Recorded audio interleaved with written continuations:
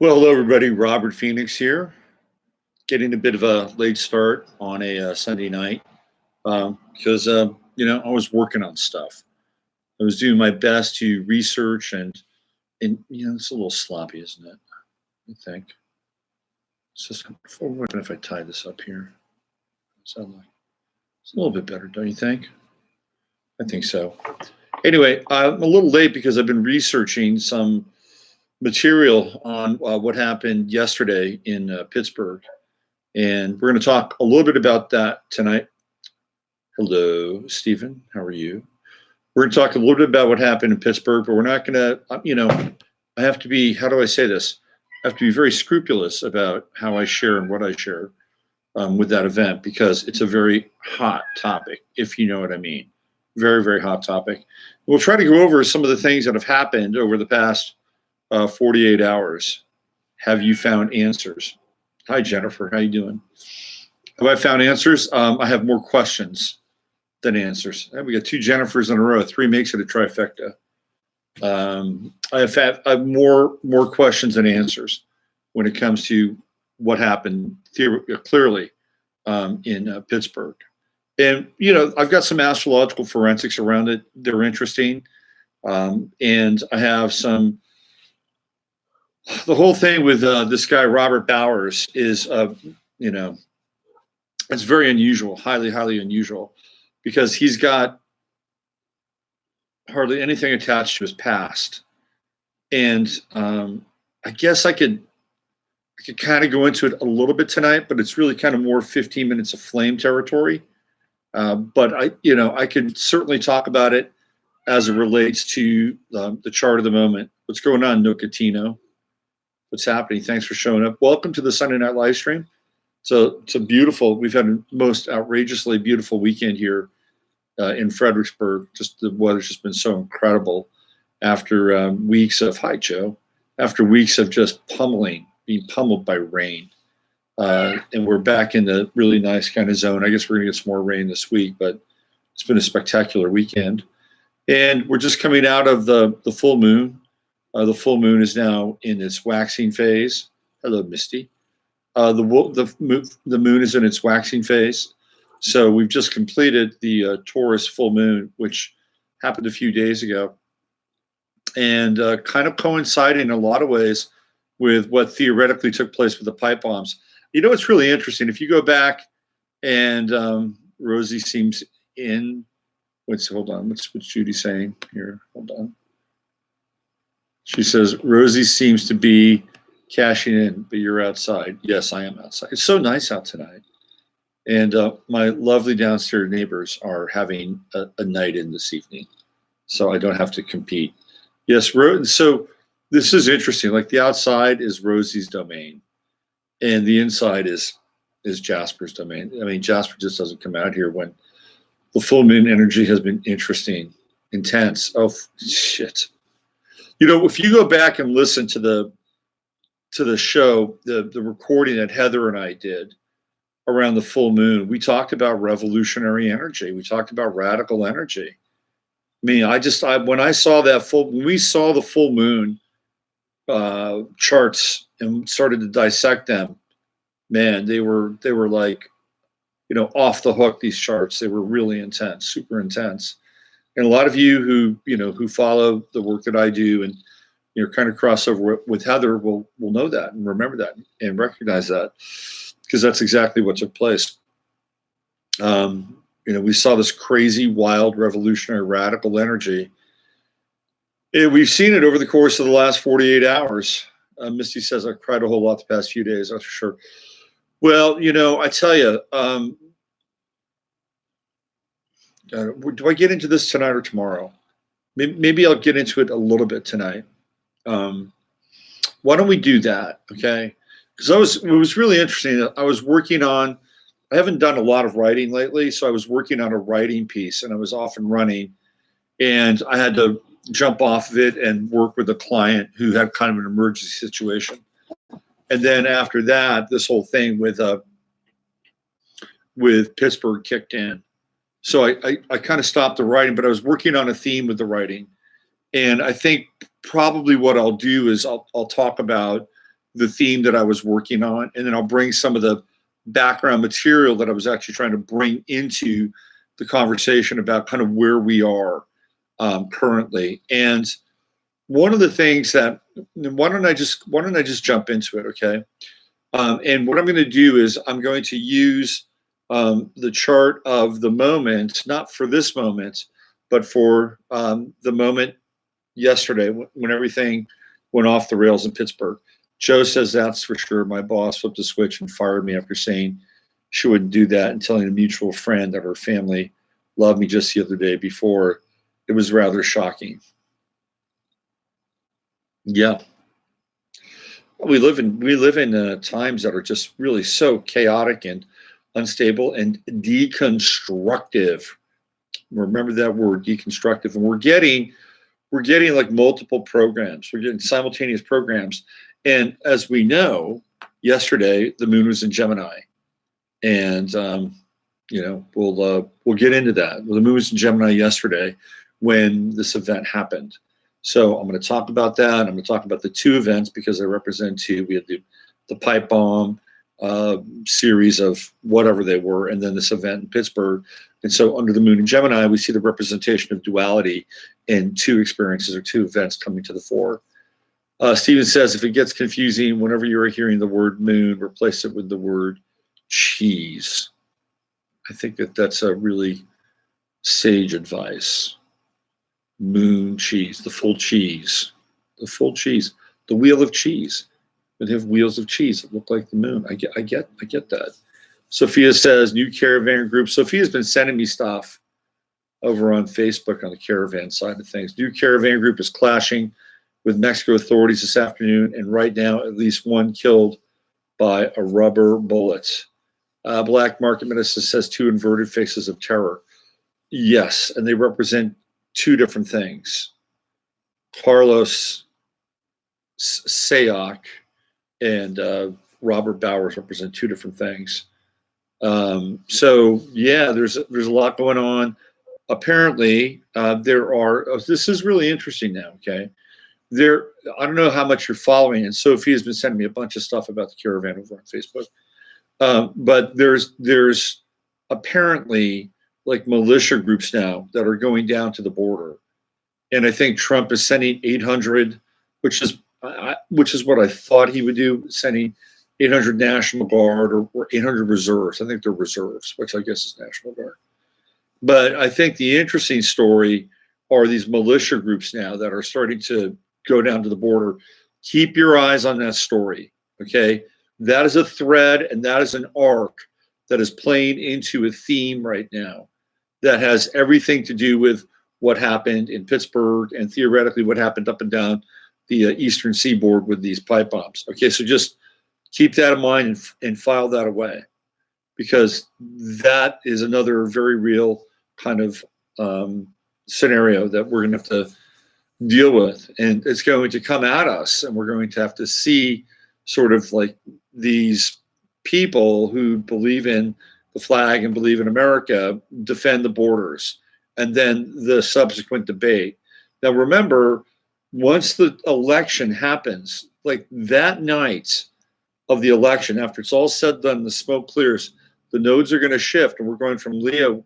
The North Node is in 0 Leo right now, right into Cancer. So we've got North Node at 0 Leo between now and election night, and that's what do we have? That's about like a week, a little over a week, about 8 to 9 days.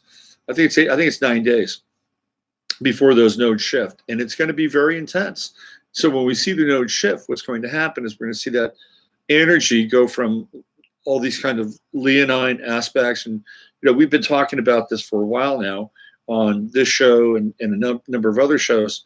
The leonine aspects, which are about children, about royalty, about the royal eye, about the sun, this Apollonian, the rise of the Apollonian culture, and the setting of the sort of Dionysian culture, right?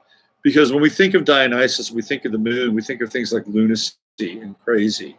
We think of like people with tinfoil, and what's happening now, whether we agree with it or not, is there is a very concerted effort and movement to alter and rearrange the social narrative about how we talk about things. So the Apollonian side of it is, it's guided by the sun. It's scientific. It's reasonable. It comes into the light of reason and the light of day, versus the Dionysian side, which is lunar, which is madness, which is insanity, which is crazy. Okay, so we're seeing this now. We've been seeing this with the sun, the true node in Leo, and then the south node in Aquarius. This is going to shift again. And what's interesting is that we're going to be moving more into a lunar phase, but it's not going to be the same kind of lunar phase that was sort of taking place with like the south node in Aquarius, because when we talk about Aquarius, we talk about things that are out there, far out, weird, different, unusual. And we're having kind of this dialogue as it relates to the nodes, and talking about Aquarius through this kind of lunar prism or this lunar perspective, right? So what we're going to be dealing with now is we're going to be dealing with the solar perspective that is going to be connected to Cancer, which is ruled by, theoretically, the moon, right? And then the south node, which is going to be in Capricorn, and that's going to be the Achilles heel. So this is going to be a very, very interesting time. And one of the things that we're going to see is, number one, anytime we deal with Cancer, we're dealing with high degrees of sensitivity. High degree of sensitivity. Everybody's going to be way more sensitive than they are even right now, right? That's kind of going to be a big talking point with what's happening and will happen, especially after the election. People are going to be very emotional, super, super emotional. And remember, the nodes go backwards. So they'll start at 29, 28. So they're going to be at that anaretic degree, which is a wonky degree, right? It's like, it's just getting, in a weird way, it's just getting going. The nodes are finding themselves at the anaretic degree. And then when it gets to 28, 27, that's when the energy gets very, very chaotic. It can be very hard to handle. Let's see what we have here in the chat room. Yep, and kind of kooky light show here. Let's see. Yep, video is all foobar. Audio and stream, good though. I don't know. We're having problems with the internet. I've been having problems all day with my internet. Audio good. It's Robert's electric personality messing with the camera. I am glitching. Yeah, I don't know what to say about that, because I've had, let me see what's going on here. What happens is that normally I'll get like a signal that says my stream is faulty, or that it's not strong, not a clear signal. And YouTube will throw that out there. I'm not getting that right now. It's kind of a badass effect, though. Jennifer says it's fine. Okay, it looks like camera hardware problems, not stream related. Okay, well, let's, shall we carry on here? Really? Yeah, Rosie says we should carry on. All right, so I'm just going to carry on and try to continue this sort of, line that we're going down. So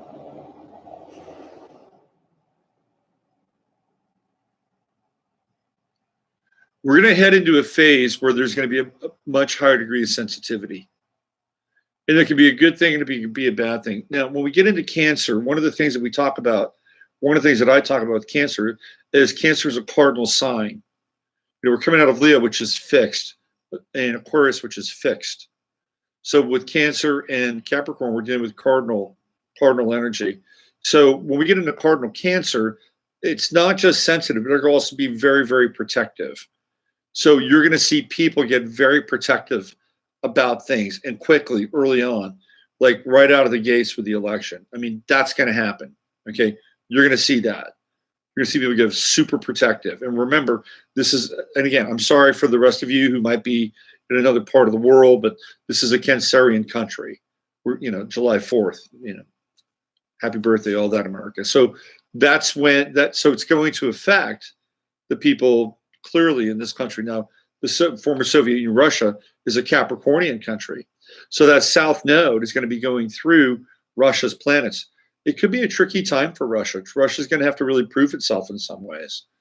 Russia, I think, has a great deal of, Russia, it's like kind of like, how do I say this? Russia is sort of like the Mandarin. They were chosen right when Saturn was going through Sagittarius, right at that beginning phase, when Saturn was going into Sagittarius, that they were going to flip the script and flip the poles, and Russia was going to be sort of the boogeyman again, right? But it's a weird kind of flip because Putin was a guy who theoretically had kind of more in common with Americans, theoretically, some Americans at that time. First of all, his complexion resembled, more Americans than, say, maybe Barack Obama's did, right? So that's a flip. And he was presented as somebody who was religious and had this, Russian Orthodox background. And he took stands on all these sort of social issues that in this country people didn't want to touch. Well, a lot of that might have been window dressing, but that's how he was presented and that's how he was marketed. So a lot of Americans were, very enthused and inspired and looked at Vladimir Putin in a way that they couldn't look at Barack Obama. People are wired and geared up to look for heroes. This is why Joseph Campbell's book, The Hero's Journey, was such an important book, because people relate to that. They relate to that mythic piece of themselves that goes through life and overcomes things, and at some point reaches this place of knowledge or gnosis, and then everything clicks into place and their journey is complete, right? So we're wired, we're geared that way. We're just geared that way. So when we see somebody like Putin, he clicks into our version of what the hero's journey looks like. And certainly because we have such a paucity of like figures, here in this country and this culture. So he stood out. So it was a script flip though, right? It was a script flip. It was like Russia's the bad guys, but they're more American and Putin's more American. The culture's more American than America was, with Obama, and Obama being, for all intents and purposes, socialist, right? And kind of being an amby-pamby, and, so it was a major script flip and a mind fuck. And it really showed us how we had become inverted, and inverted in a way that was very unusual, because Russia became the new US in the minds and hearts of a lot of people, while the US became the new Russia. Okay, that all happened when Saturn was going into Sagittarius. And I've done this before and tracked how every time Saturn went into Sagittarius, there was a major shift in US-Sino relations. And it happened again. Okay, so that's taking place. But they built Russia up during this time, like in some ways Russia's like a Goodyear blimp. It's like really, really big and filled with all kinds of helium, and it looks ominous, right? And on the horizon. But what's really piloting it is this kind of very small and sort of compact vessel. Like, I don't think Russia comes anywhere near the military might of the United States and a lot of other things. But they've needed to pump Russia up and make it this kind of villainous source.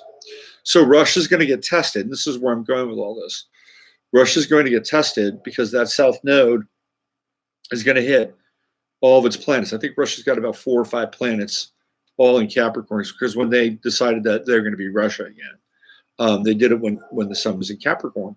So this is a pretty important aspect. And I believe, if I'm not mistaken, Russia's a Virgo rising country too now. So it's a very different kind of astrological template than what they've been used to. So they're going to be tested as this south node goes through I believe it's their 5th house, if I'm not mistaken, but clearly all of their Capricorn planets. And it'll be an interesting time for them. And on the other side, we've got the true node going through Cancer, which is going to hit all of our, in this country, Cancerian planets. So it's a really fascinating dichotomy, right? Juxtaposition. Even the fact that when Russia decided to kind of reincarnate and have its next kind of democratic or whatever document they signed when they became a country again, that it was going to be Capricorn, the opposite sign of the U.S. So it's a really fascinating dance. And these nodes are going to, the shift of the nodes are going to be very interesting. I mean, there's going to be a lot more. You think, okay, so what we've had with the true node in Leo is a lot of passion. People are passionate about things. But when this true node moves into Cancer, people are going to be very emotional. And there's a difference between being kind of impassioned. Like, there's also a connection with Leo and ego and identity, and with Cancer's it's not interested in that. Cancer wants to emote and feel. So one of the things that we're going to see is like if people are dealing with a backlog of feeling, okay, and it may be triggered by the election, or it may just be triggered by whatever's going on in the ethers right now, or whatever kind of 5G switches they flip, we're going to see people become much more emotional, way more emotional. And you think, well, can people be more emotional? Well, I think so. And maybe it's a good thing. Maybe if it's real emotion, people can, actually channel something versus hysteria. Hysteria is not an emotion. Hysteria is a state, right? It's a state of mind, and it's a negative state of mind. Hysteria is not emotion. Hysteria, panic, they're not emotion. Real emotion is when you feel something deeply, when you feel something profound, when you realize that, you're being touched in a way, either positively or negatively, and then you have to emote and let it come through you. And we're going to have a lot of that. And, the night after the election is going to be kind of a big barometer. Let's check in with the chat room here. I enjoy listening to you, and I'm always amazed by the depth and breadth of your conversation. Oh, well, I enjoy being here, right? This is a cool thing for me. I've been meeting a lot of Russophiles lately, Katina says, and eventually the South Node hits Saturn and Pluto. Oh, man, that's a huge moment, that South Node with Saturn and Pluto. Tanya says, I think it's already started because I've been much more emotional lately, crying. A lot of people are crying. The video anomalies, YouTube's reaction to Periscope being the alpha tube. The alpha tube. That's funny. Sophia's Emporium. Hi, Robert, y'all watching on big screen TV. Wild psychedelic color glitch. Seen this before in my journey. So something's going on with like the transmission. And it'll be interesting to see if it like gets played back that way. It'll be very interesting. Tanya says, happy Halloween. So you want to get into this? You want to get into this event that happened yesterday? You guys want to do the chart? I don't have it up on my site, but why don't we do the chart? Well, okay. Before we do the chart, I wanted to talk a little bit about the retrograde of Chiron going back into Pisces.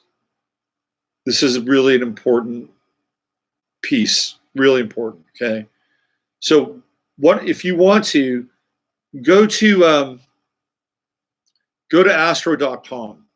You can go there now, and we're going to look at the chart of the moment, so I can give you like an idea as to what's going on with the chart of the moment. So here we go.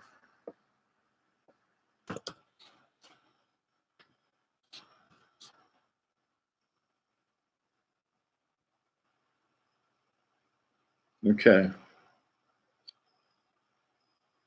So when you go there, you're going to see on the right-hand side, you'll see Sun, Scorpio, 5 degrees.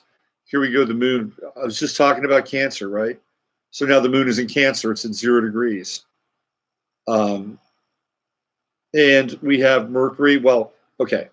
The setting for this is a little ahead because I have it set on my natal chart, which is of course, Europe, right?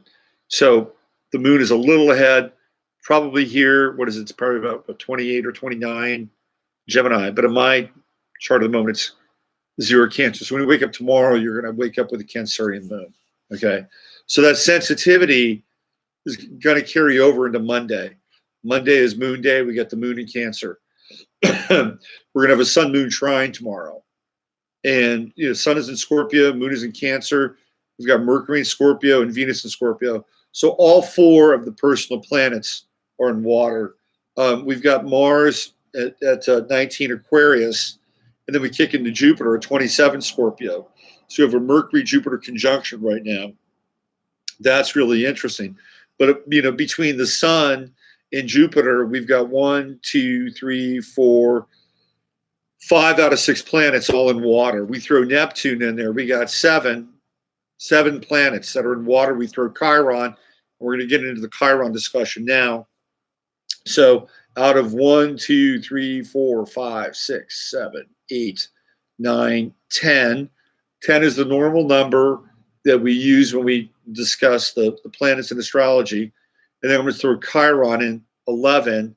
Out of 11, we have 1, 2, 3, 4, 5, 6, 7. 7 out of 11 of those planets / planetoid with Chiron in water. we're in a very emotional place, a very emotional space. And you people that are water signs, Scorpio, Cancer, Pisces, you're going to feel it. You are going to feel it. You're going to be like the weather vanes for the rest of us in a lot of way. The people who are the earth signs, the Tauruses, the Virgos, the Capricorns, guess what? Over the next 48 hours, you get to ground the emotion. That's what you get to. For a lot of earth in your chart, you get to ground the emotion. You get to hold the space. You get to be receptive to people in your life or people in your atmosphere. They're going to be very emotional. It's okay. You can do it. If you're heavily invested in air, you're going to find this time to be like something you don't want to deal with.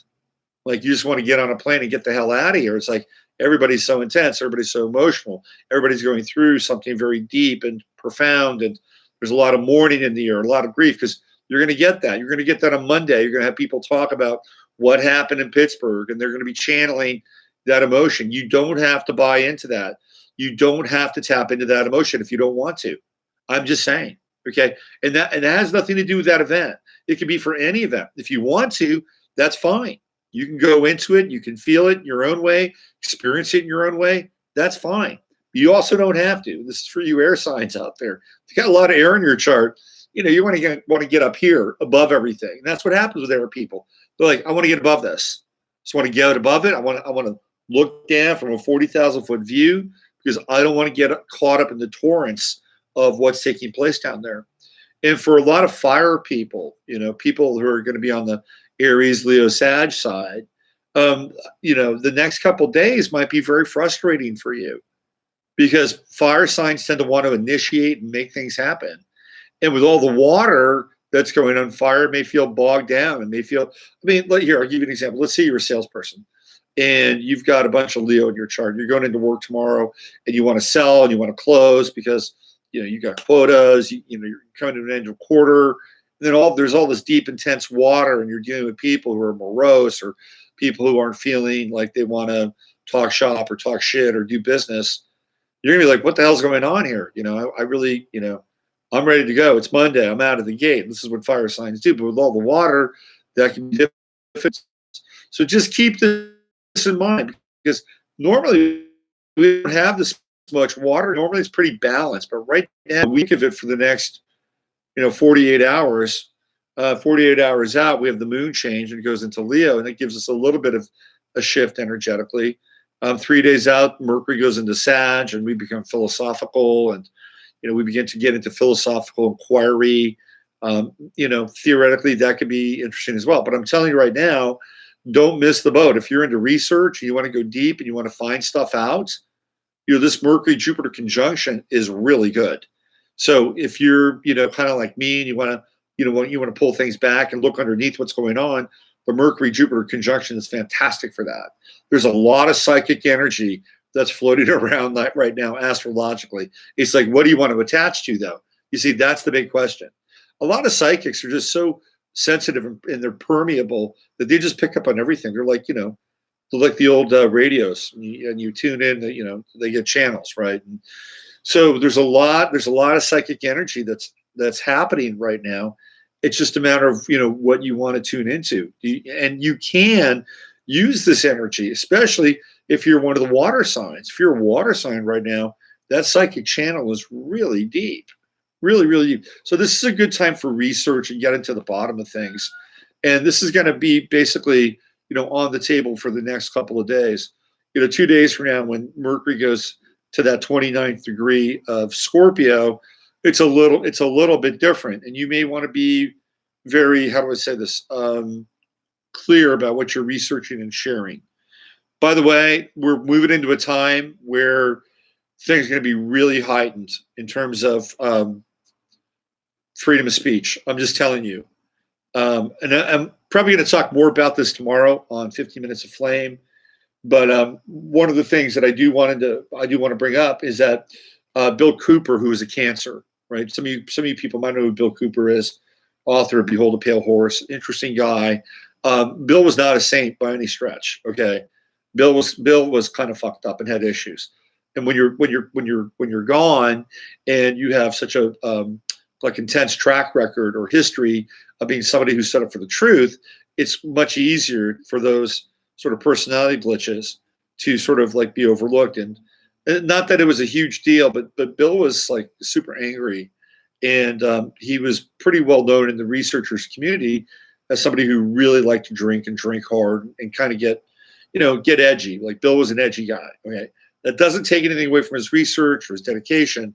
But one of the things that he said, remember, he's a Cancer, so he's sensitive to these things.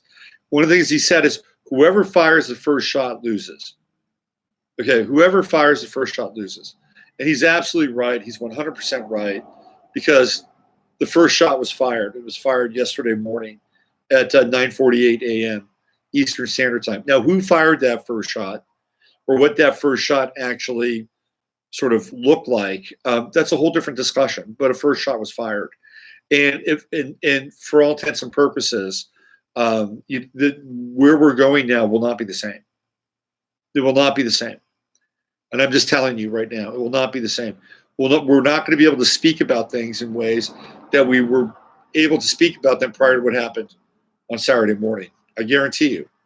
I guarantee you. Gab, which is a alternate to Twitter, is in the process of being taken down. They lost their PayPal account, and they lost their server.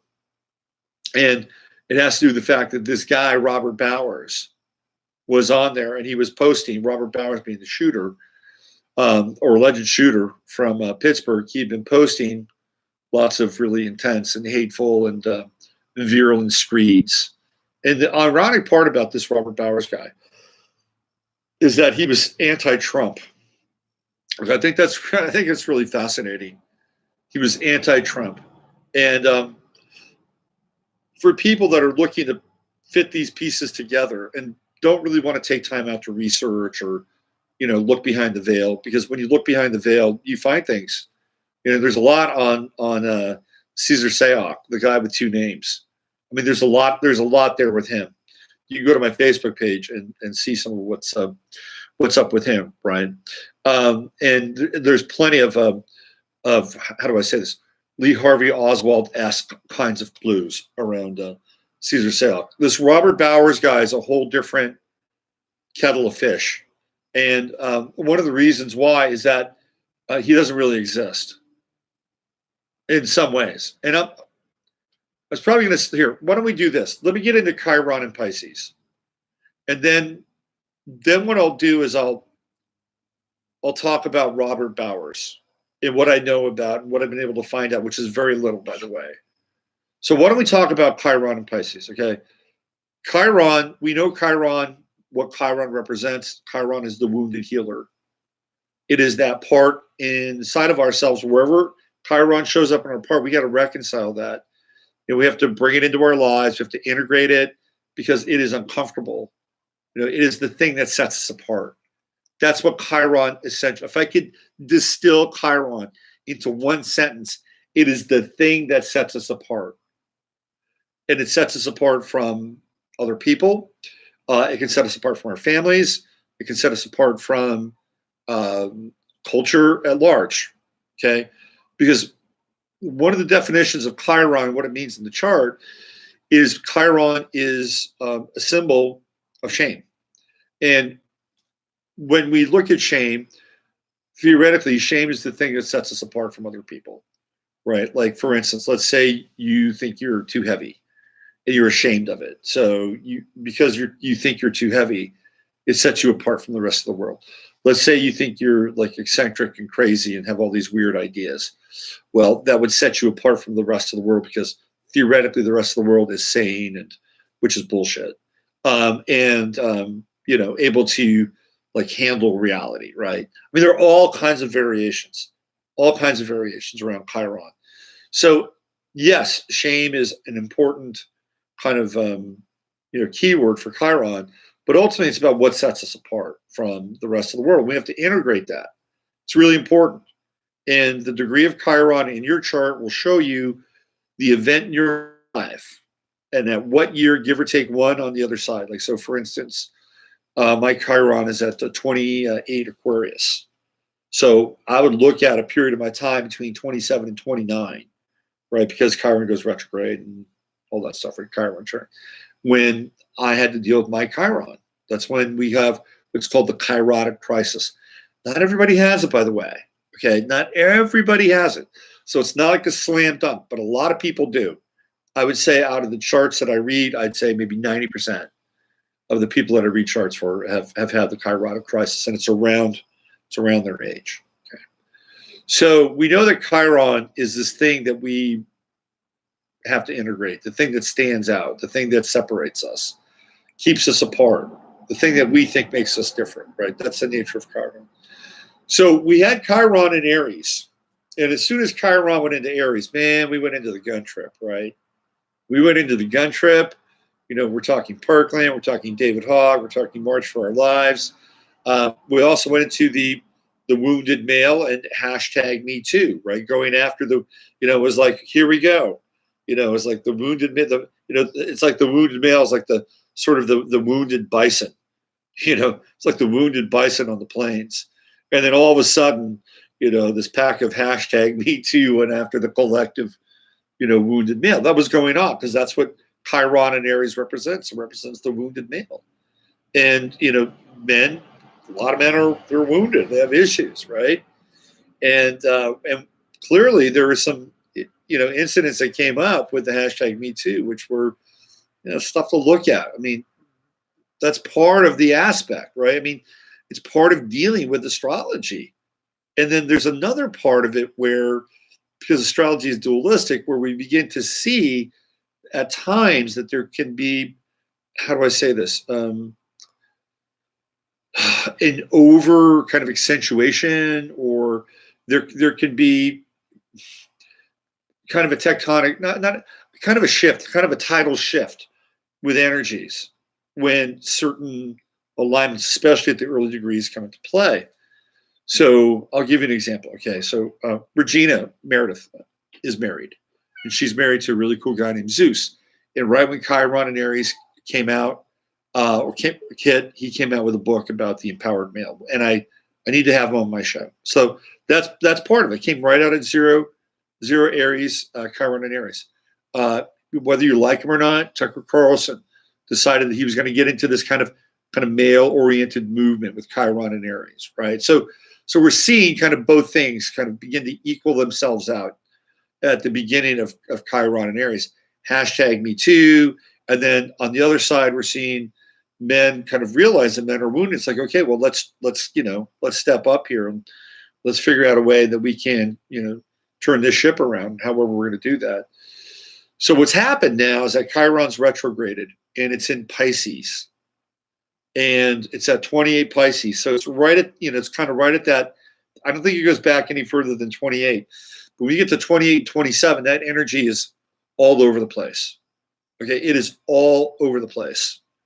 So, and I've talked about this before, and if you haven't heard it, I'll share it again. If you had, just listen, it'll take a few minutes, if that. When we get to the final degrees of the sign, any sign, especially 27, 28, the energy begins to go nuts. Think of like a supernova. Okay, so you have a star that goes into supernova mode, and it's a sun, and all of a sudden, you know, it's reached its sort of apex or zenith, and then it supernovas, and then it implodes and then it goes dark, right? So at 27, 28, we're talking about the supernova effect. And the energy is all over the place. It doesn't make it kind of pure and focused, like a 0 to 5 or 0 to 8, whatever. That's a very different kind of. It's full. It's full and it's whole, and you're getting the uncut part of that sign. But at the end, it's big and all over the place. The energy is kind of out of control. I'll give you an example, really interesting example of somebody who's born at 28 degrees Virgo, and how all over the place he is Bill Murray. Bill Murray's born on the 21st of September. So when you watch Bill Murray, like at a golf course, doing his thing, he's like 28 degrees all over the golf course, right? I mean, the energy is going all over the place. I mean, he's kind of like a modern version or an older version of ADD when you watch him. That's just one. I'm just giving you Bill Murray as kind of an example, and how he is on the golf course or even in public. Like he's a very, how shall I say, interactive guy. So at 29 degrees, everything just goes dark, pretty much. There's no energy left at 29, and then at 0 we have the rebirth of the energy into the next sign. So that 29th degree, there's no energy left. It's blank space, which is ironic because it usually happens around the 22nd of every month. Okay, so now we have Chiron that's gone back to 28 in Pisces. It's all over the place. It is all over the place. The energy is all over the place. And it's all over the place in a very Piscean way. So we get into Pisces, what do we get into? We get into things like emotion. Pisces does have a bit of hysteria, slight bit of hysteria associated with it. It's like kind of high level, crazy emotion. Right? Pisces could go there at times. But we get into big time emotion. And anytime we talk about Pisces, we talk about victimization. We talk about scapegoats. We talk about transcendence. All those, sort of Christian metaphors for Pisces. Okay. Fall people, scapegoats, crucifixion, blame, victimization. I mean, these are, and right at 28 degrees, it's all over the place. I mean, it is all over the place. So we're in a very, very challenging and touchy time. Challenging and touchy. This is where we are right now, and I really feel like this is a time where, and I have to be careful with this in some ways, because I'm engaged in a certain part of this. I feel like this is a time where, since this has happened now, and did I see this coming? I saw that we're going to have stuff happen. I'll read you what I was writing yesterday before this happened. It's kind of in the same vein, but we're going to have to be really circumspect right now about what we put out. I'm just saying this. I'm saying this because there's a level. I do believe there's a level of hysteria. I do believe that there's a level of heightened, triggered emotional content at this 28 degrees of Pisces that people are going to be swimming through, and you're going to see over the course of the next week. Again, this is going to be in relationship to all the emotion that's out there. You're going to see a number of people that are going to be unmoored. Just keep that in mind. What I mean by unmoored means that they're going to be a ship that's just been disconnected from whatever dock that they've been attached to. And they're going to be floating, right? They're going to be floating out to sea. Again, a very Piscean metaphor. So just be on your toes and know that you're going to be dealing with people that are at a certain threshold. And you're going to see people that are going to lose their shit because they can't take it anymore. Because they've attached to these events that are happening on a collective level. Keep that in mind. It's very important to understand. Now, this Piscean phase, like the last time Chiron was in Pisces was in if you go back to 2016 when Chiron went into Pisces, it's 1966.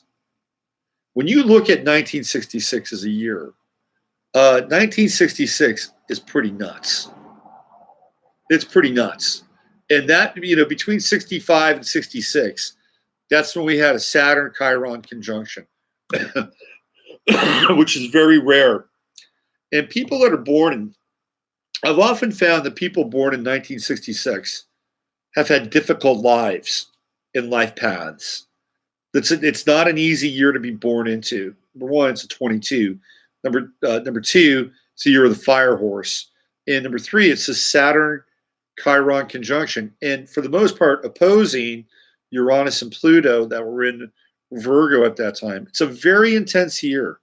So one of the things that I was looking into this weekend is I wanted to get kind of a pattern of this kind of Piscean energy that was floating around 1965 and 1966. So let me read you a couple events from 1966. when Chiron was kind of in the middle to last degrees, well, of Pisces. Okay, so in January 3rd of 1966, the very first acid test was conducted. Now it says the Fillmore, San Jose. This is wrong. It's the Fillmore, San Francisco. So LSD, Ken Kesey, tripping. These are all drug related, right? It's all very Piscean stuff. The very first acid test is conducted. Great. People started to trip out, check into levels of higher consciousness. Well, what's really interesting is that with the conjunction of Saturn and Chiron, well, Saturn kicks in, which is Saturn is what? It's like it's governing bodies, organizations, hierarchies. Saturn kicks in with the Saturn-Chiron conjunction and very quickly criminalizes LSD. It's like it didn't take very long at all. So we have the first acid test, which takes place on January 3rd, 1966. And when was it? By the end of the year, I'll find it. By the end of the year, all of a sudden LSD is illegal. So that's the Saturn-Chiron conjunction. But 66 is a crazy year. Some of it has to do with some of the sort of the religious, transcendental, and even to some extent kind of victim-related kind of ideology and experiences to some extent that we would associate with Pisces. All right, so we know that the acid test happened. All right, so that happened on January 3rd. And this year it's a big year, okay? So on January 2nd, just a day before that, John Lindsay was the mayor he's just been elected mayor of New York City. And Lindsay was a Republican. And there was a wildcat strike that took place, public transportation workers. And what it did is it initiated that period of time, initiated a series of strikes. Like John Lindsay, in a lot of ways, was a 1960s version of Donald Trump.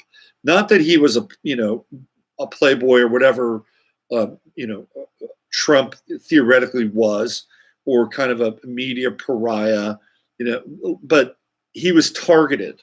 He was a version of Donald Trump. He was a Republican, and at that time, he was targeted because there was a concerted effort to take the unions and use the unions against John Lindsay and the New York City / state welfare system. And this was part of Cloward Piven. And Cloward Piven was a strategy that was developed by two sociologists. And these sociologists basically said, now that we have a welfare state, thanks to the Great Society and Lyndon Johnson, we're going to use the welfare state against itself. We're going to weaponize the welfare state and we're going to break it because we're going to get tons of people on welfare. And we're going to, number one, tax the system. We're also going to use strikes and all kinds of kind of agitprop sort of strategies to go after John Lindsay and then bankrupt the city of New York, which in fact they did. They were able to do that. If you go back and look at New York during the 60s, like 66, 67, you'll see that the streets are littered with trash, and it was terrible. It was absolutely terrible. But that's what happened. They decided they wanted to target Lindsay, and they went after him. So he's actually a precursor of Trump during that time. We'll see more of this during the 1966 era, okay, or the period of it's related to or connected to 1966. So a lot of civil rights activity in 1966, obviously. That takes place January 10th. We have civil rights activist Vernon Dahmer in Hattiesburg, Mississippi. He's firebombed. Dahmer, isn't that interesting? Dahmer. It's kind of an unusual name, don't you think? Dahmer's family escapes, but he dies the next day from severe burns. The KKK is involved. Again, I'm not casting any aspersions on this, but we're looking at groups of people who are marginalized, who appear to be victims of another group's intentions. another group's foul play, another group's antipathy, whatever, right? So we have the oppressors and we have the oppressed. And this really comes up during this period in 1966 with Chiron in Pisces and Saturn in Pisces. And we're kind of seeing a little bit of that, a little bit of an echo now to some extent, right? So that took place. You have a lot of stuff happening in Africa. A conference in Rhodesia begins on January 11th, and not long after that, the global government has Rhodesia in its crosshairs, and they go after Rhodesia in a big way. I thought this was interesting. There's a diver. His name is Carl Brashear. And again, we're talking about Pisces, right? Chiron and Pisces. And we're talking about wounding and water and all that stuff, right? So he's the first African-American diver from the United States. And he's involved in an accident during the recovery of a lost H-bomb, which results in the amputation of his leg. I mean, is that not a Chiron and Pisces symbolic moment? You have a diver that's wounded in the ocean. He loses his leg. You know, I mean, to me, this is like, when you see this, you look at this like, man, this is incredible. And we're looking at sort of the collective theater. We're looking at the theater of astrology, you know, being played out in this very kind of archetypal way. When I look at this stuff, I get really excited about it because it's kind of amazing in a lot of ways. So what else do we have during that time? Let's see, Indira Gandhi is elected Prime Minister of India. We have more strikes or demonstrations against the prices of high food in Hungary. Aldo Moro, who's the Italian Prime Minister, he resigns. I believe, if I'm not mistaken, he's later murdered. What else do we have during 1966? Let's see. Oh, there was these strange disappearances of the Beaumont children. And there's a lot of weird stuff going on in 66 with the disappearance of kids. That's another strange thing that goes on during this time. There's like the Moor murders and stuff like that. So we have the disappearance of children in Australia. The UK decides it wants to cut off all trade with Rhodesia, and not because the UK had any kind of altruistic sort of means or desires. They wanted to cut off all trade with Rhodesia so they could cripple it and, you know, begin to move in politically. Let's see. West Germany got 2,600 political prisoners from East Germany. When we think about Pisces, we think about the 12th house. We think about the 12th house. We think about things like sanitariums and hospitals and asylums and heroin dens and temples and monasteries. And, oh, yeah, prisons, right? So here we go. West Germany takes on 2,600 prisoners during Chiron and Pisces. For all you Winnie the Pooh fans, in February of 4th of 1966, Winnie the Pooh becomes the first. It's the Winnie the Pooh and the Honey Tree, the first animated TV cartoon around Winnie the Pooh. How about that? But there's more. There's more sort of Piscean kinds of elements in 1966 as well. There's a couple other very interesting ones. Let's see. Yes. Okay. So this is a good one. All right. Now, on March 5th, and this is in the season of Pisces, right? So the sun is in Pisces, Chiron's in Pisces, Saturn's in Pisces. And what do we relate Pisces to? We relate Pisces to Jesus and Christianity and, you know, the Piscean age, right? So on March 5th, let me see if I get the right days. Oh, it's March 4th. March 4th. John Lennon tells the Evening Standard that the Beatles are more popular than Jesus now. Is that not a Chiron, Pisces, Saturn, Pisces, Sun in Pisces kind of moment? Of course, but Lennon and the Beatles took a lot of heat for that, a whole lot of heat. And they actually had to answer to that, right? I mean, their record sales were about ready to just completely plummet. And I know where I know where Lennon was coming from. I get it, but you know, people are they're into literal interpretations. So they actually had to apologize and, you know, tell people that that's really not what they meant. But I thought that was very, very interesting. Another really interesting event that happened during that time was in the NC2A finals. There were two teams, a team from Texas Western Now that school is now known as University of Texas El Paso, and they played Kentucky. And Texas Western was the first team to have 5 African American players on the team, and they beat Western Kentucky. And it was a big deal. It was a really, really big deal. And that's a little Piscean in some ways, right? A little Piscean, because we're not always just seeing like victimization. Sometimes we can actually see people rise above, right? They can rise above certain things, certain conditions, and they can transcend this notion of being a victim, or they can transcend this notion of being left out, or they can transcend this piece around being kind of an untouchable, right? I mean, this is part of it too, and we're kind of in that.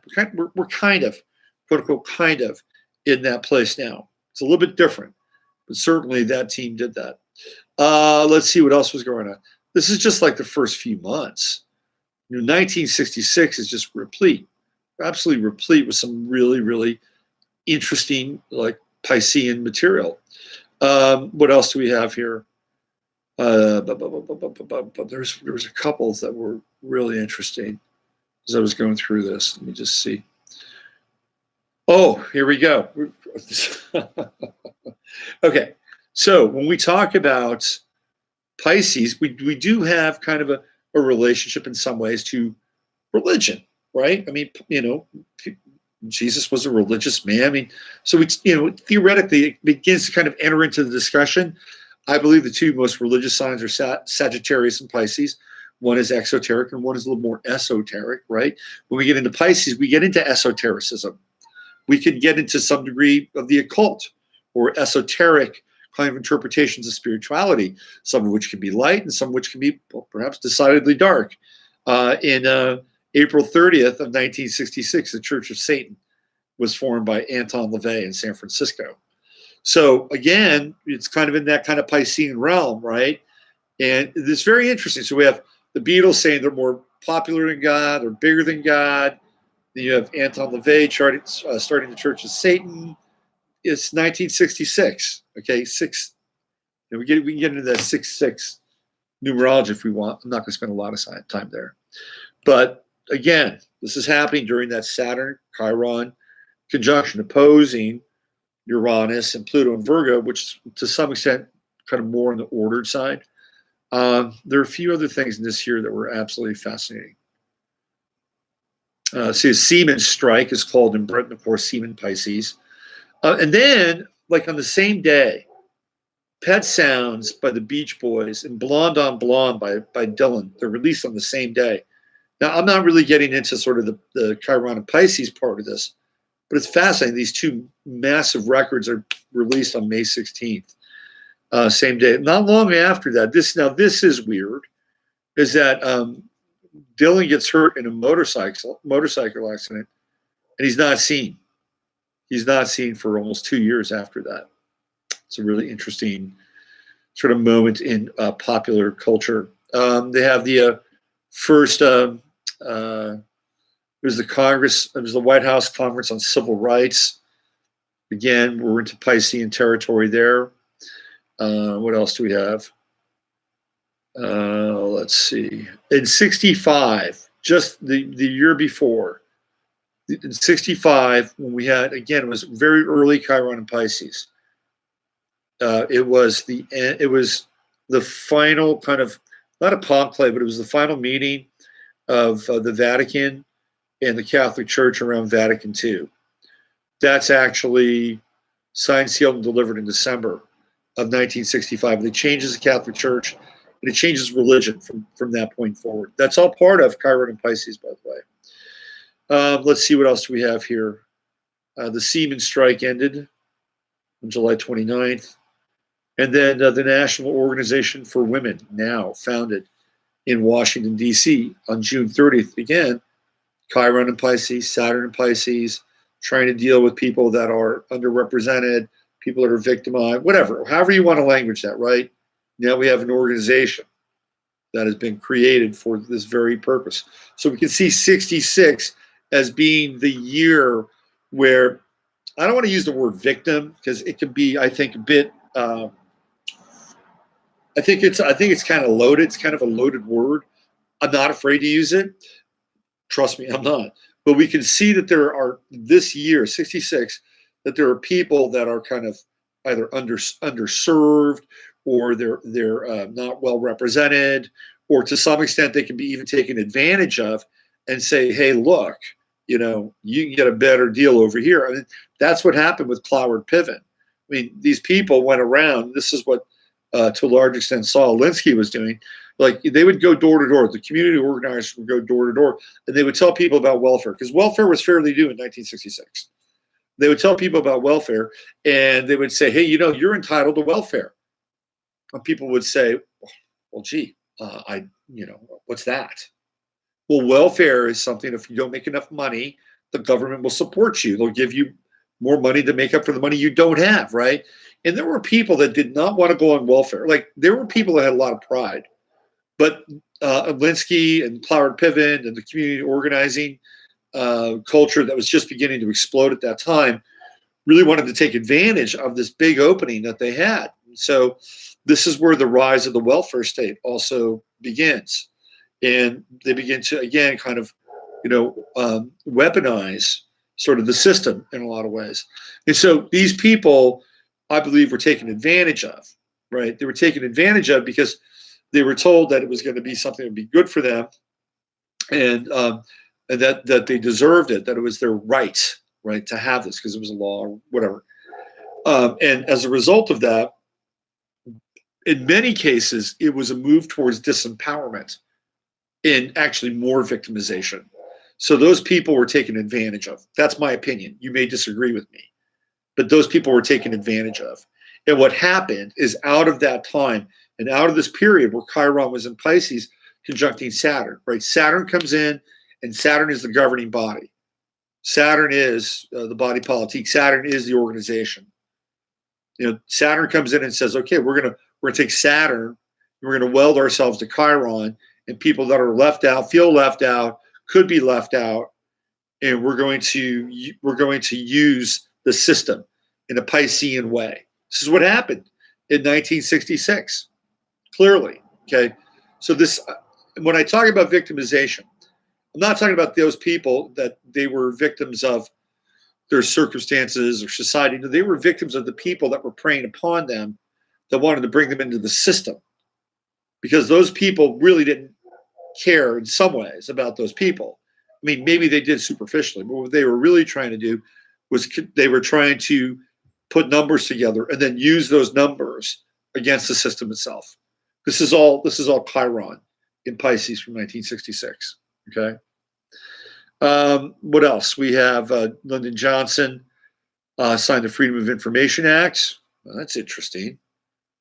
Did one thing right. The Miranda rights come out during this time in 1966. It's kind of a big deal, right? To have your Miranda rights, although they mean nothing now. Let's see. The International Society for Krishna Consciousness.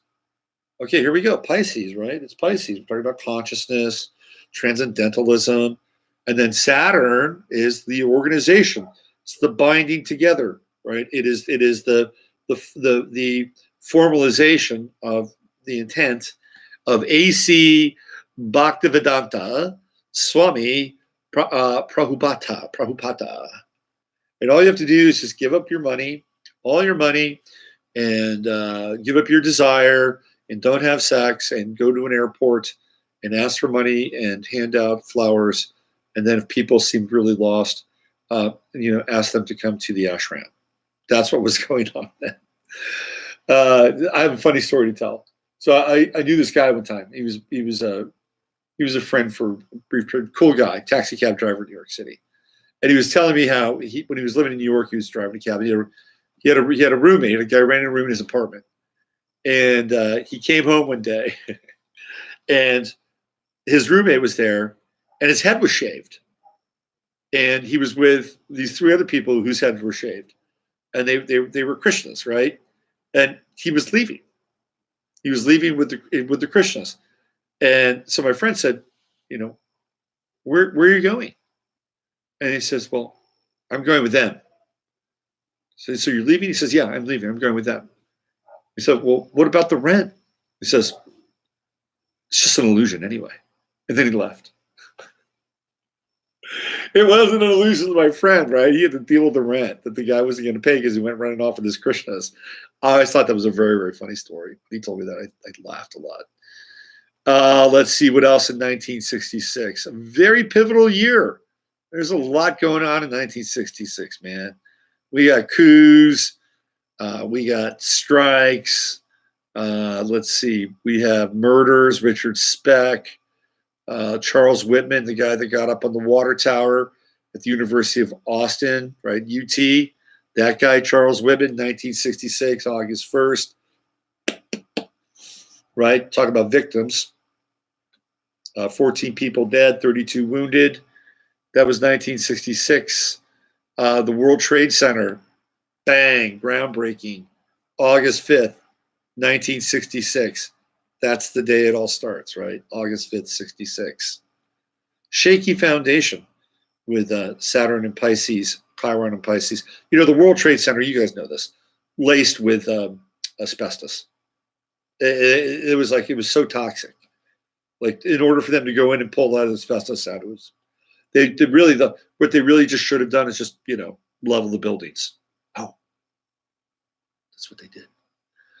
Caesar's Palace opens in Vegas. Revolver is released. That's in 1966. And what else do we have? The first lunar orbiter, 1966. Right, here we go. So the Beatles on August 11th. It took them a few months. August 11th, the Beatles hold a press conference in Chicago, which John Lennon apologizes for his more popular than Jesus remark. I didn't mean it as a lousy anti-religious thing. So he got busted, right? So they had to come to terms with that. I believe, if I'm not mistaken, so they're 65, the end of 65 or beginning of 66, right around there. Time magazine had a cover that said, "Is God Dead?" Again, Chiron and Pisces, Piscean age, Saturn and Pisces, kind of bringing all that together. Mao Zedong, in August 13th, begins what? The Purple Revolution. The Purple Revolution. To purge and reorganize China's Communist Party. What did we see when Chiron was in Pisces 2 years ago? After Trump was elected, we saw the beginning of the Purple Revolution. Right? Chiron, fascinating, right? There it is. Let's see. What else do we have? United Farm Workers of America. They were formed in 1966. The Beatles have their final show at Candlestick. I always thought that was interesting that their last show was at Candlestick. I always felt like Candlestick was kind of like, in a weird way, very luciferic, right? The Candlestick. A crappy place. It's leveled now. It's a lot of baseball games there. Star Trek premieres. Star Trek comes up first show, September 8th, 9/8/66. And it's the first show is titled The Man Trap. Okay. So there's a lot going on in 1966. So I wanted to give you and the Black Panther Party, founded in 1966 is a big year. Like, it's a really big year. It's like the year that the world turns. Now, one of the things I've been talking about is this shift from the Dionysian to the Apollonian, which is clearly in play. It is clearly in play. Now, the hard side of the Apollonian sort of model is that it's just like pure, intense light, right? It is so rational. It is so, sort of top down. There's no room for any kind of nuance, right? That's like the hard edge of the expression of the Apollonian mythos. Just like the hard edge of the Dionysian mythos is to be drunk and asleep and hypnagogic and tranced out and just not with it, like kind of just sort of the living dead in some ways, right? That's sort of the dark edge of that, and we actually need both. But we've been in the Dionysian phase really since this time. I mean, maybe we could go back and look at that very first acid test, where we began to move into sort of this I can even tell you, okay, I can even tell you the film that is a clear cinematic example of this. And I've been wanting to write about this for a while. It's a film called Harper, and it's with Paul Newman. And I've watched this movie at least 10 times. And I'm going to write about it because it's a really important film. And it's on the surface, it's theoretically like a detective movie. You go back into the 60s and all these kind of like, manly guys did detective films. It was like, that was what they did. Steve McQueen did Bullet, Clint Eastwood did Dirty Harry series, Paul Newman did Harper, what's his name? Lee Marvin did, what's that movie? Oh, shit. It's a crazy movie. But they and some of them went like kind of the secret agent route. Like James Coburn did Goofy Secret Agent. But all these guys were doing like these detective, sorts of hard-boiled detective movies. And the Lee Marvin one will come back to me. But Harper is the most interesting out of all of them because of the movie that's inside the movie. And I'm going to do something with Harper. Hopefully I can do it this week because it dovetails totally with this Apollonian versus the Dionysian thing. And that movie signals the descent into the Dionysian phase that we're moving into during that time. You know what else is really interesting about those guys? And even Burt Reynolds had his own like detective stuff. Like he did that movie Seamus, he did Stick. But what's also interesting about all those guys is almost all of them did prison movies too. They almost all did prison movies. And some of them did more than one. Like Steve McQueen did The Great Escape, and he also did Papillon. They're prison films. And then I think McQueen is a Pisces, if I'm not mistaken. And then Paul Newman does Cool Hand Luke, prison film. Burt Reynolds does The Longest Yard, prison film. Clint Eastwood does Escape from Alcatraz, prison film. All these guys do these prison movies during that time. It's really interesting, right? It's a very Piscean thing, to get out of a prison. And not all of them get out. Clint Eastwood does. Of course, he's Clint Eastwood. And Steve McQueen does not, sort of. He winds up, on an island. And he grows old on this island. And then in The Great Escape, he winds up going back. And Burt Reynolds, not clear what happens in The Longest Yard. And then Paul Newman does not escape. The only one that escapes is Clint Eastwood, really. Anyway, I just thought that was interesting that they would all do prison films. Interesting. Anyway, 1966, it's a big year. It's a very, very, very, very pivotal year, right? Super pivotal year. And in a lot of ways, we begin to move. We're beginning to move now out of that phase. And we're seeing the kind of the last remnants of this Chiron in Pisces. But what we're seeing now is this is like 1966 on steroids. Okay, so just to give you an example, all right.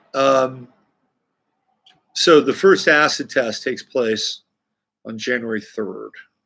And then by October 6th, it's illegal. So what do we have? There was like 9 months. 9 months of like criminal-free LSD, right?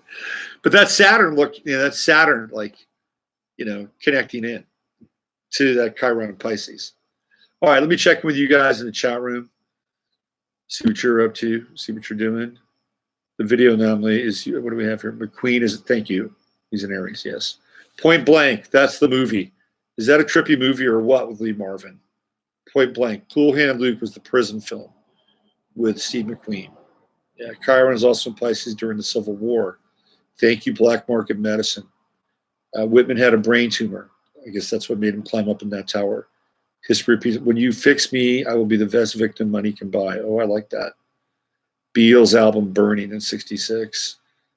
In Relationship with Fathers, right? Number one song, Rolling Stones, Can't Get No Satisfaction.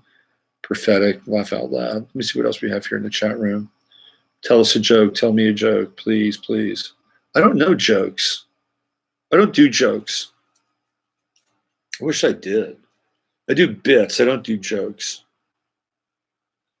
and it's like, it's one of those things, like somebody can't say, oh, can you please be funny? Oh, please be funny. You can't do that. It's like funny doesn't come on demand. Although I knew some people who were funny on demand, and they're in Hollywood. Okay, anybody else? What else we have? Yeah, Harper's a trip. That movie Harper's, I'm going to write about it. All right, so the other thing that I was looking at here with where we are, I'll tell you, this is what I was writing today.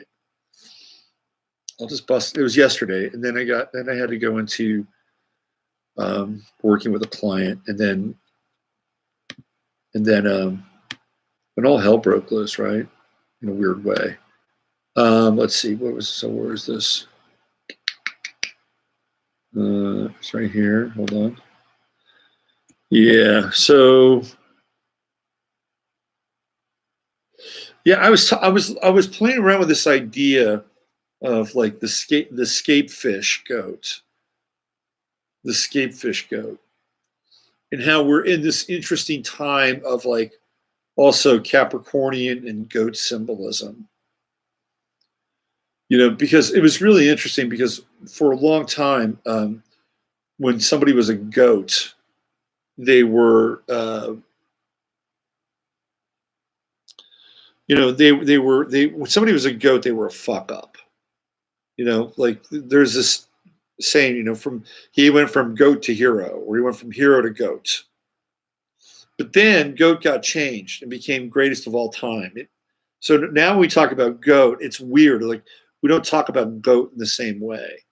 But there's this very interesting phenomenon, which some of you may know. It's called the Judas goat. And the Judas goat is a goat that they insert into herds. And the Judas goat will lead the herd to slaughter. It's like it's trained to lead all the goats to the slaughterhouse.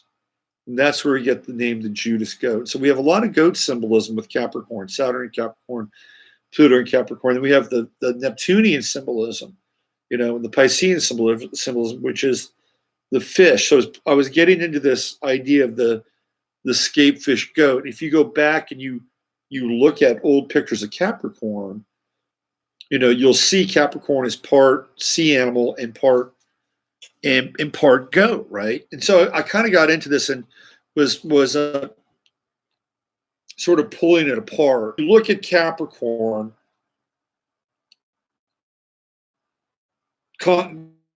constellation, right? Is next to the water bearer. So we can see this merging theoretically of the goat with water, or animal that is connected to water. So we have this goat that's also a fish, right? Or it's a sea goat. But there's also, if you look at old pictograms of Enki, he's also depicted as being like a sea goat. Enki's also sort of depicted as being a fish man. There's these interesting kinds of associations with Enki.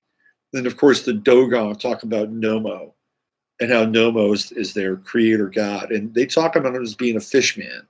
So we're in this interesting time, it's not quite twilight language, but when we have such strong influence of Capricorn, and we have such strong influence of Pisces, this idea or this merging of the goatfish begins to sort of reemerge into our consciousness, and takes us back into those periods of time, prehistorical, really, right?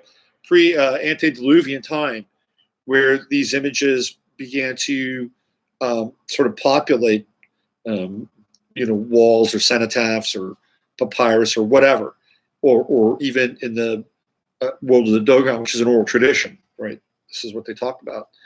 So there's this kind of moving forward from those points in theoretical time.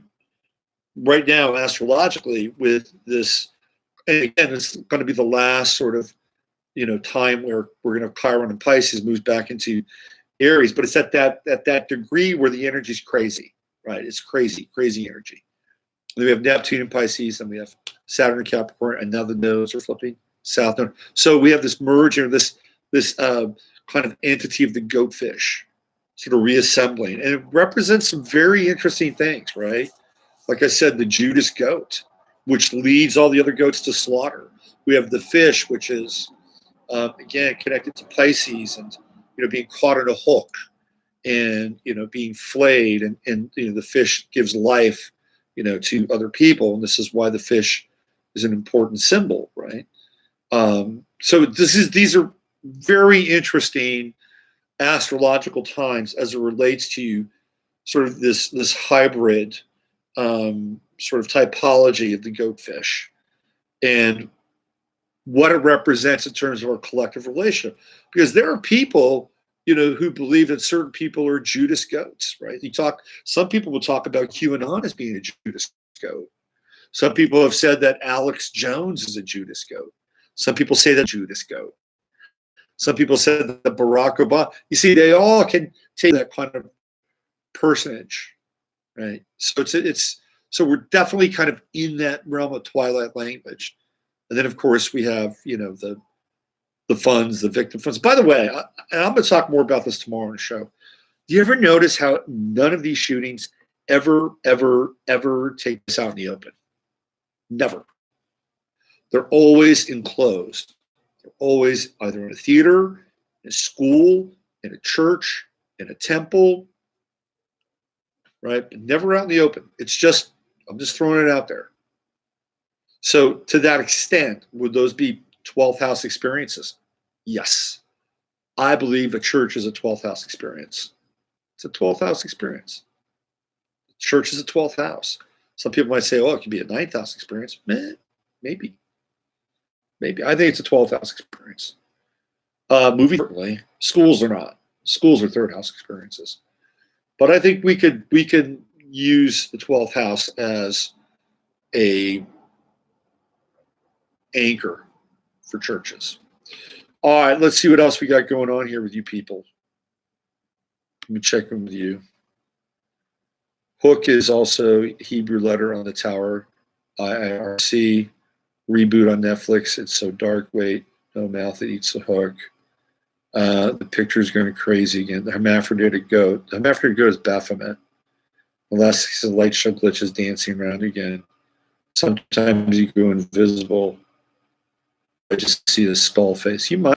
Who knows what's going on here tonight, man? I'm going to watch this again. Baphomet is totally coming up in a lot of symbolism.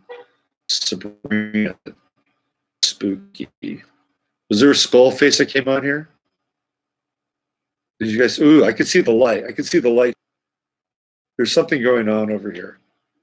I just saw the light shift. Here comes Rosie. She's like, I'm here for you.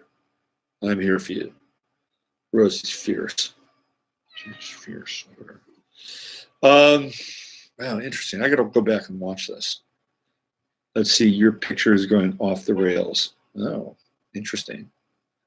I hope I can see it back, but I sound fine. Stacy says it's Luciferian. The picture of the Chilean adventures. I've heard some stuff about the Chilean adventures of Sabrina. It sounds utterly dark, really dark. All this talking about Baphomet. I'm not talking about Baphomet. HalloStream. Wow, interesting. Yeah. I wonder if we can direct the energy. When we see we change the energy. What if I start talking about God? What if I start talking about God and love and Jesus and Buddha and communion and oneness? What would happen? Does the energy change then? Can you guys? It is Halloween time. I see a split screen with a second slice of Robert. Slaughter in the temple, 2nd house, 12th house. Exactly. That's what I was talking about. Yeah. I mean, I think temples and churches are 12th house events, experiences. Yeah, definitely glitchy. All right. I can see a little bit of the glitch, by the way. Interesting. What is on your rail behind you? It's a planter box. That's it. Is Cliff High reincarnated Baphomet? I don't know about that. Cliff High was in the chat room on Friday. Did you guys see that? Cliff High was in the chat room on Friday. That was interesting. What was Cliff High doing in my chat room? I've never seen Cliff High in my chat room. That was interesting. Okay. I'm going to get on out of here. Now you guys are freaking me out now about all this stuff. It looks like something moved. Okay. So here's the deal. Here's the deal. I'm getting together a couple of things.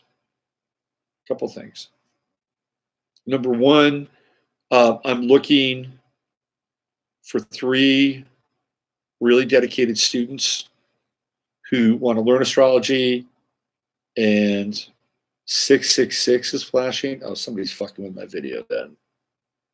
Are you serious? Space Ghost Fart Salesman in the bar on the right side. Interesting. All right, I got to look at this.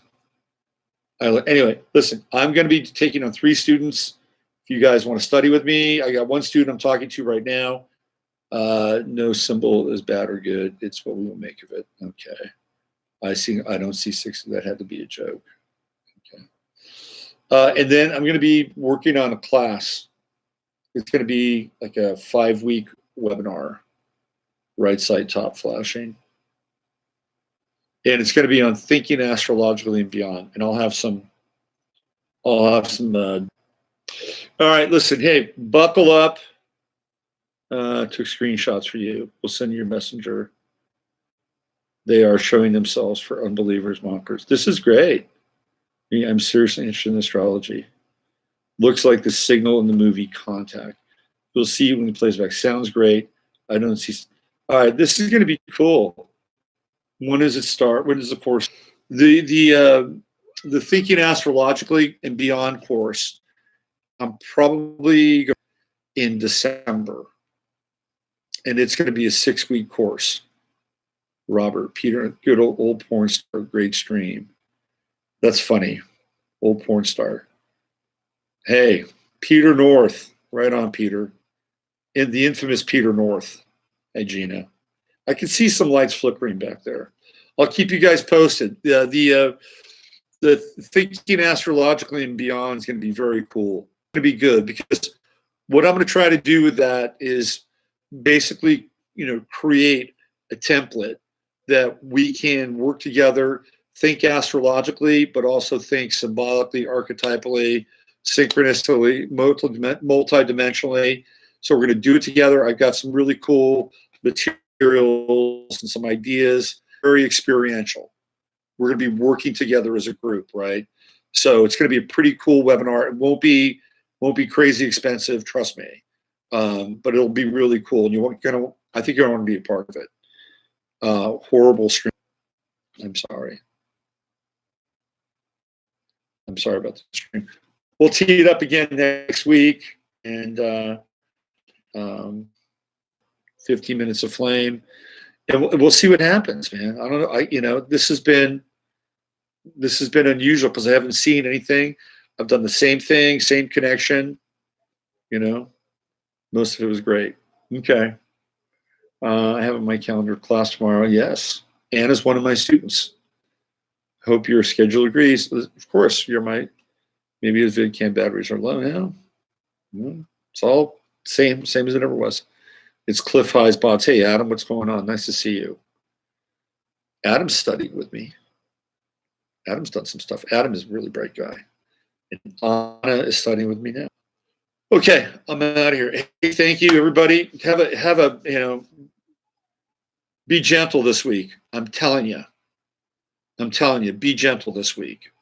Be gentle with yourself this week. Be gentle with others, right? We're treading on very shaky ground for the next few days, right? But that doesn't mean that you have to shrink your spirit. You don't have to do that. That's a trick. Don't make yourself smaller, right? Just watch where you're putting your feet. That's all we got to do. All right. Cancer used to have a unicorn as its symbol. Crab was only used to represent the scarab beetle, but Cancer originally had a horned beast symbol. I'm Irish. We're Cenebrae. I know. I'm Irish too, man. I like the unicorn. Let's bring the unicorn back to Cancer. Let's start that. Can we start a GoFundMe for bringing the unicorn back to Cancer? I think that would be a good thing.